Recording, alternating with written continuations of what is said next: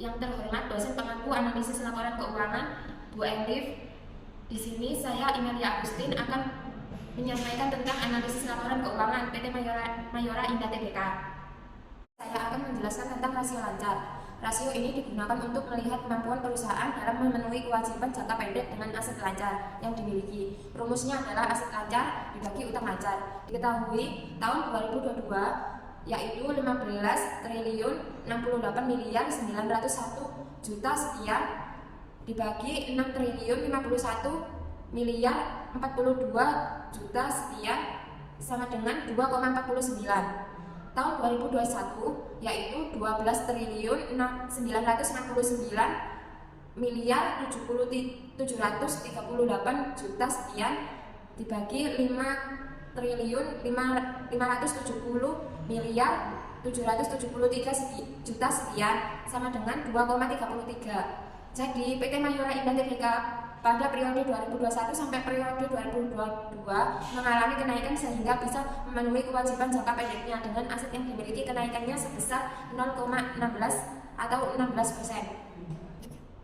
Selanjutnya, rasio sangat lancar. Rasio ini digunakan untuk memperlihatkan kemampuan perusahaan dalam memenuhi atau membayar kewajiban jangka pendek atau utang lancar dengan aktivitas lancar tanpa memperhitungkan besar kecilnya persediaan. Rumusnya adalah aset lancar dikurangi persediaan dibagi utang lancar. Diketahui tahun 2022 15 triliun 68 miliar 901 juta sekian dibagi 3 triliun 248 miliar 608 juta sekian dibagi 6 triliun 51 miliar 42 juta sekian sama dengan 11 triliun 820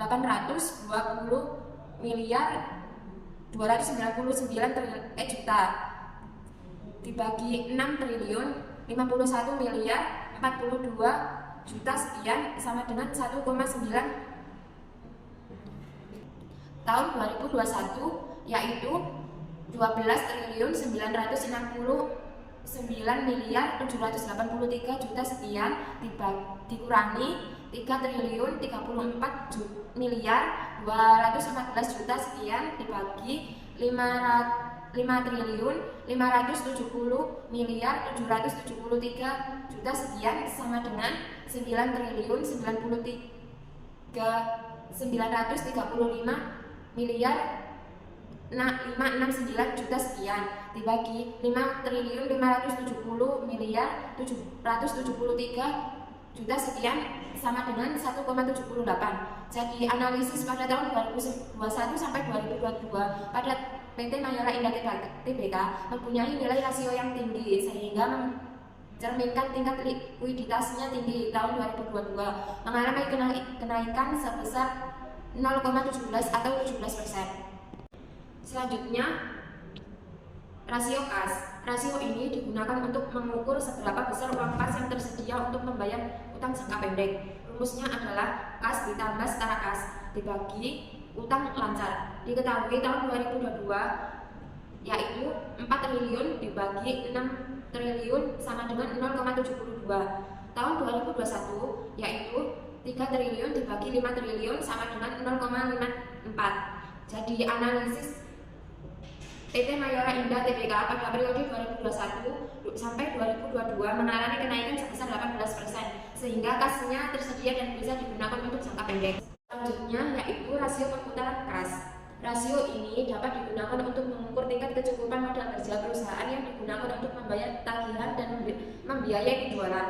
Rumusnya adalah penjualan bersih dibagi modal kerja bersih atau aset lancar dikurangi utang lancar. Diketahui tahun 2022 yaitu 7 triliun 585 miliar 925 juta sekian dibagi 15 triliun 68 miliar 901 juta sekian dikurangi 6 triliun 51 miliar 42 juta sekian sama dengan 7 triliun 585 miliar 925 juta sekian dibagi 9 triliun 53 miliar 859 juta sekian sama dengan 0,83. Tahun 2021 yaitu 7 triliun 335 miliar 433 juta dibagi 12 triliun 969 miliar 783 juta sekian dikurangi 5 triliun 570 miliar di 773 juta sekian sama dengan 7 triliun 335 miliar 403 juta sekian dibagi 7 triliun 399 miliar 10 juta sekian sama dengan 99. Jadi analisis PT Mayora Indah Tbk pada periode 2021 sampai periode 2022 mengalami penurunan antara jumlah penjualan bersih dengan aset lancar, dengan utang lancar mengalami penurunan sebesar 16%. Selanjutnya, inventory to next working capital. Rasio ini digunakan untuk mengukur atau membandingkan antara jumlah persediaan yang ada dengan modal kerja perusahaan. Rumusnya adalah penjualan bersih dibagi modal kerja. Diketahui tahun 2022 yaitu sebesar 3 triliun 248 miliar 608 juta sekian dibagi 15 triliun 68 miliar 901 juta sekian dikurangi 6 triliun 51 miliar 42 juta sekian sama dengan 3 triliun 248 miliar 608 juta sekian dibagi 9 triliun 53 miliar 859 juta sekian sama dengan 0,35. Tahun 2021 yaitu 3 triliun 34 miliar 214 juta sekian dibagi 12 triliun 969 miliar 783 juta sekian dikurangi 5 triliun 570 miliar 773 juta sekian sama dengan 3 triliun 34 miliar 214 juta sekian dibagi 7 triliun 399 miliar 10 juta sekian sama dengan 0,41. Jadi analisis PT Mayora Indah Tbk pada periode 2021 sampai periode 2022 mengalami penurunan antara jumlah persediaan dengan modal kerja mengalami penurunan sebesar 0,0%. Yang kedua yaitu rasio aktivitas. Rasio aktivitas atau yang sering disebut dengan rasio efisiensi merupakan rasio yang dapat digunakan untuk menunjukkan tingkat efektivitas perusahaan dalam menggunakan aktivitas yang dimiliki. A. Perputaran piutang. Rasio ini digunakan untuk mengukur seberapa lama penagihan piutang yang dilakukan perusahaan dalam suatu periode atau beberapa kali dana yang ditanam dalam piutang ini berputar dalam satu periode. Rumusnya adalah penjualan dibagi piutang. Diketahui tahun 2022 yaitu 7 triliun 585 miliar 925 juta sekian dibagi 424 miliar 504 juta sekian sama dengan 17,8. Tahun 2021 yaitu 7 triliun 335 miliar 437 juta sekian dibagi 358 miliar 952 juta sekian sama dengan 20,4. Jadi analisis dari Roche-Fabel turnover ini mengalami penurunan sebesar 2,6, menunjukkan bahwa perusahaan lambat dalam mengumpulkan pembayaran tunai. Selanjutnya itu dihitung dengan day of Roche-Fabel yaitu rumusnya 365 hari dibagi perputaran piutang.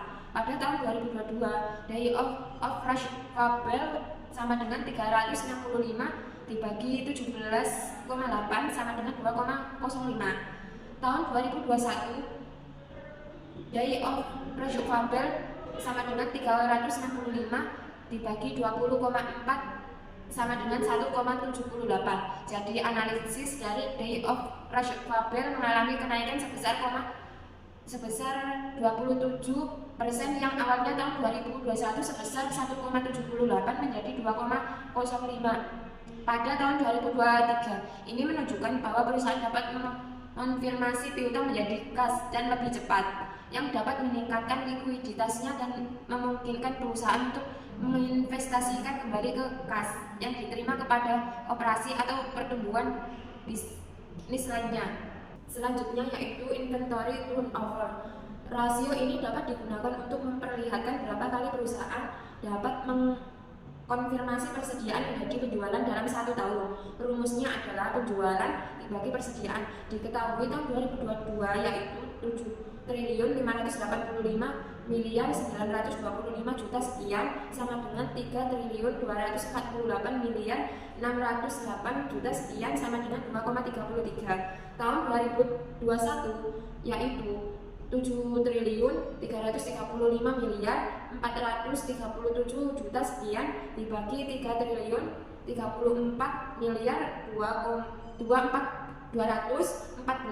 juta sekian sama dengan 2,41. Jadi analisis inventory turnover mengalami penurunan sebesar 0,08. Ini menunjukkan bahwa perusahaan tidak mampu mengkonfirmasi persediaan dengan cepat.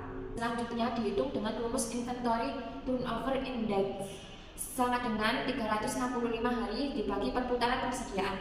Pada tahun 2022 yaitu 365 dibagi 2,33 sama dengan 1,55.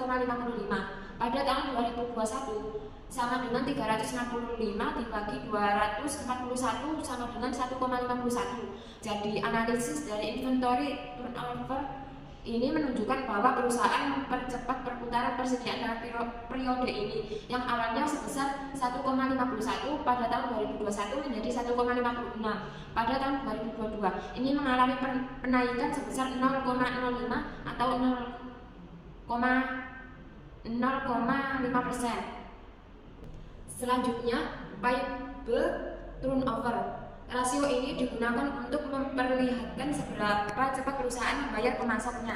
Rumusnya adalah beban pokok penjualan dibagi utang usaha. Diketahui pada tahun 2022 yaitu 5.933.736 juta sekian dibagi 2.077.603 juta sekian sama dengan 2,85. Pada tahun 2021 yaitu 5.989.686 juta sekian dibagi 1.680.128 juta sekian sama dengan 3,07. Jadi analisisnya itu mengalami penurunan sebesar 0,22. Ini menunjukkan bahwa perusahaan tidak mampu membayar utang kepada pemasok, begitupun pada sebaliknya. Selanjutnya dihitung dengan rumus days payable outstanding sama dengan 365 dibagi perputaran utang usaha. Pada tahun 2022 yaitu 365 dibagi 2,85 sama dengan 1,28. Pada tahun 2021 yaitu 365 dibagi 3,07 sama dengan 1,18.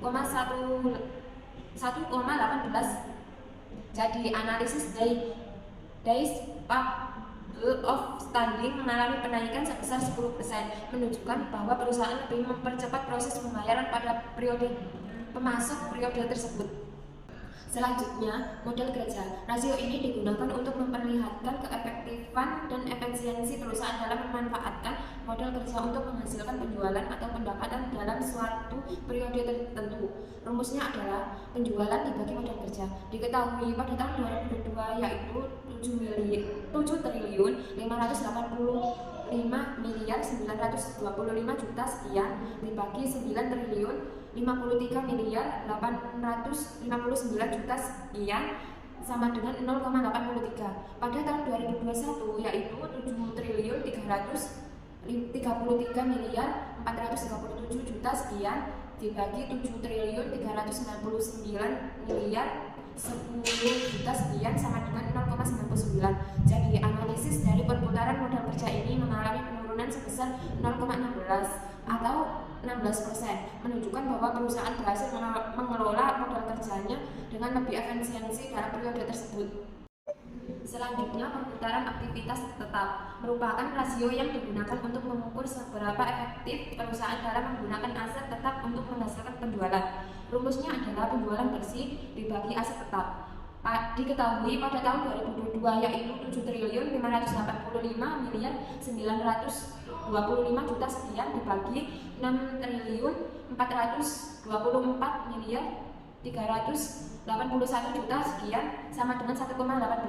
Pada tahun 2021 yaitu 7.335.437 juta sekian dibagi 6.376.788 juta sekian sama dengan 1,15. Jadi analisis perputaran ini mengalami penaikan sebesar 0,03, menunjukkan bahwa perusahaan lebih efisiensi dalam memanfaatkan aset tetapnya untuk menghasilkan pendapatan tambahan atau nilai tambahan.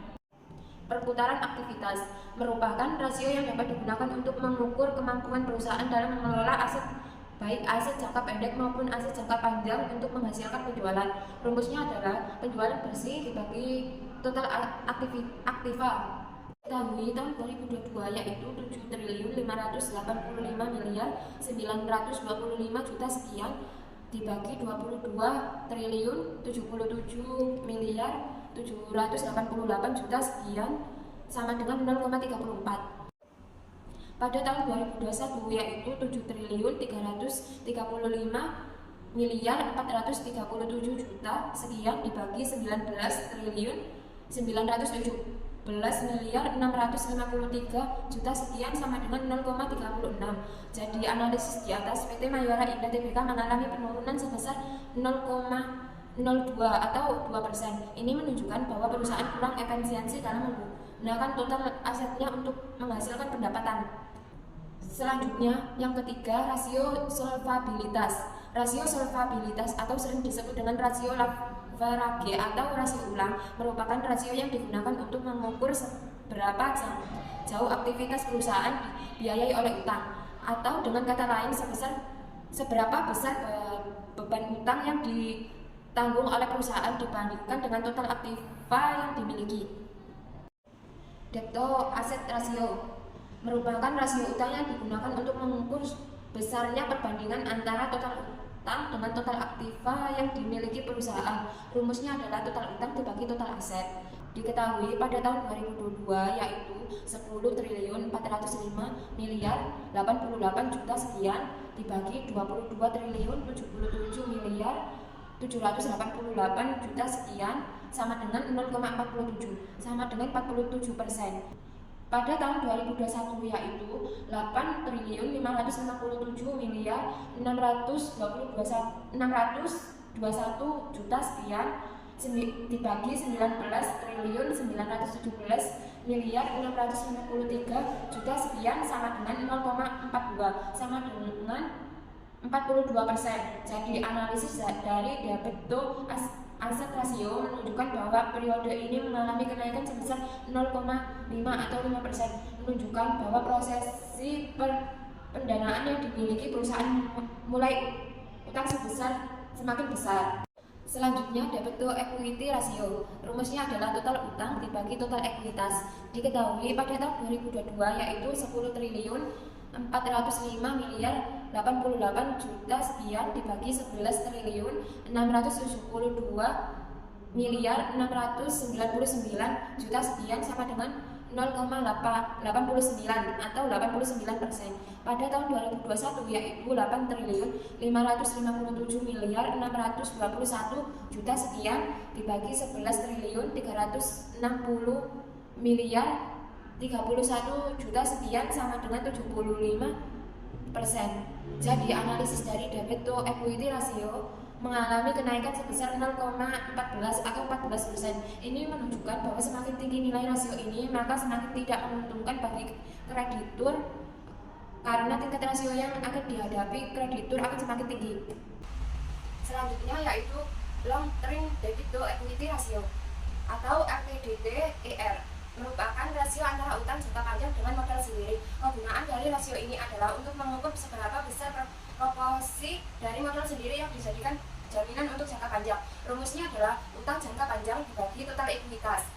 Diketahui tahun 2022 yaitu 4.354.046 juta sekian dibagi 11.672.699 juta sekian dibagi sama dengan 0,37 sama dengan 37%. Tahun 2021 yaitu 2.986.848 juta sekian dibagi 11.360.031 juta sekian sama dengan 0,26 atau 26%. Jadi analisis dari long term debit to equity rasio ini mengalami kenaikan sebesar 11%.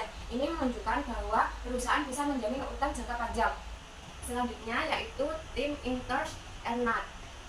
Rumusnya yaitu EBIT dibagi total biaya bunga. Tahun 2022 yaitu 402.868 juta sekian dibagi 72.358.241 juta sekian sama dengan 5,58. Tahun 2021 yaitu 1.088.624 juta sekian dibagi 80.103.131 juta sekian sama dengan 13,5. Jadi analisis TIE dari 13,5 pada tahun 2021 menjadi 5,58 pada tahun 2022 menunjukkan bahwa perusahaan PT Mayora Indah mengalami penurunan sebesar 7,92 dalam kemampuan membayar bunga utang. Yang keempat yaitu rasio profitabilitas atau profitability ratio. Rasio profitabilitas adalah rasio yang digunakan untuk menilai kemampuan perusahaan dalam menghasilkan laba. Rasio ini juga dapat menunjukkan tingkat efektivitas pada suatu perusahaan. Selanjutnya yaitu gross profit margin.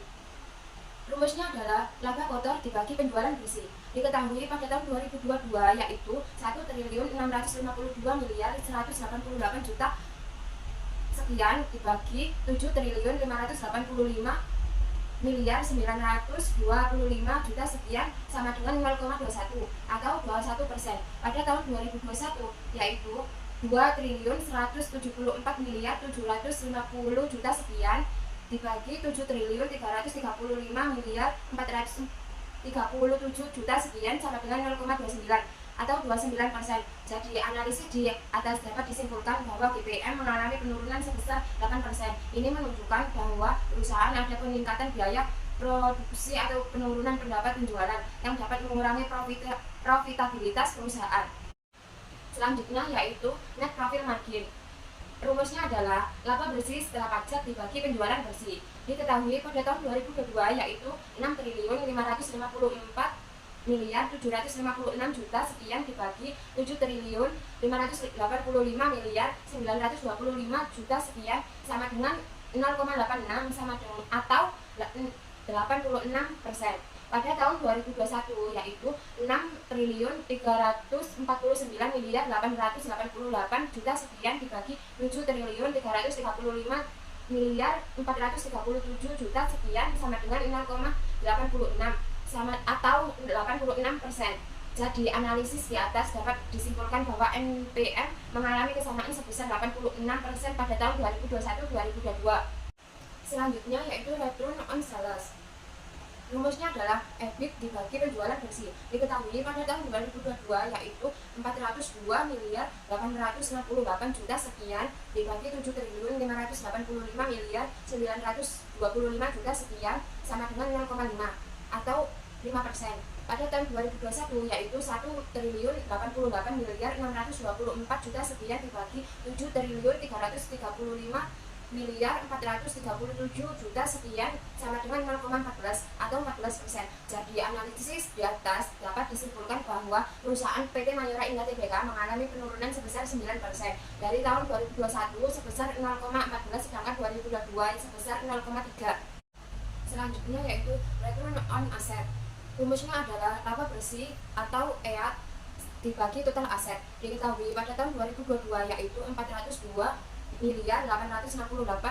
juta sekian dibagi 22.077.788 juta sekian sama dengan 0,01 atau 1% pada tahun 2021, yaitu 1.888.624 juta sekian dibagi 19.917.653 juta sekian sama dengan 0,05 atau 5%. Jadi analisis di atas dapat disimpulkan bahwa perusahaan PT Mayora Indah Tbk mengalami penurunan sebesar 4% pada tahun 2021 sebesar 0,5, lebih kecil dari tahun 2022 sebesar 0,1.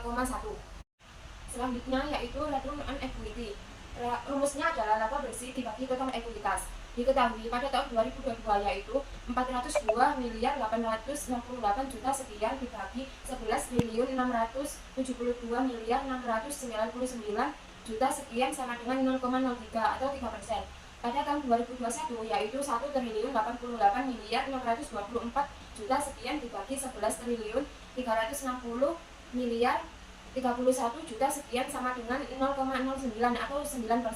Jadi analisis dapat diketahui disimpulkan bahwa perusahaan PT Mayora Indah Tbk mengalami penurunan sebesar 0,06 atau 6% pada tahun 2021 sebesar 0,09 ke 2022 sebesar 0,3%. Selanjutnya yang kelima adalah rasio pasar. Rasio pasar merupakan sekumpulan rasio yang menghubungkan harga saham dengan laba, nilai buku per saham, dan dividen. Rasio ini dapat memberikan petunjuk terkait apa yang dibayangkan dan dipikirkan investor atas kinerja perusahaan di masa lalu serta prospek di masa yang akan datang. Selanjutnya yang A adalah price earning ratio. Rumusnya adalah harga pasar per saham dibagi laba per lembar saham. Diketahui pada tahun 2022 yaitu 14 dibagi 14 sama dengan 1. Pada tahun 2021 yaitu 37 dibagi 37 sama dengan 1. Jadi dari analisis price earning ratio menunjukkan bahwa harga saham perusahaan sebanding dengan laba bersih yang dihasilkan per saham. Yang B adalah earning per share. Rumusnya adalah laba bersih EAT dibagi jumlah saham yang beredar. Diketahui pada tahun 2022 yaitu 402.868 juta sekian dibagi 11.423.825 juta sekian sama dengan 0,06. Pada tahun 2021 yaitu 1.088.624 juta sekian dibagi 11.118.707 juta sekian sama dengan 0,09. Jadi analisis dari earning per share ini menunjukkan bahwa laba bersih yang dihasilkan perusahaan telah menurun sebesar 0,03 secara signifikan.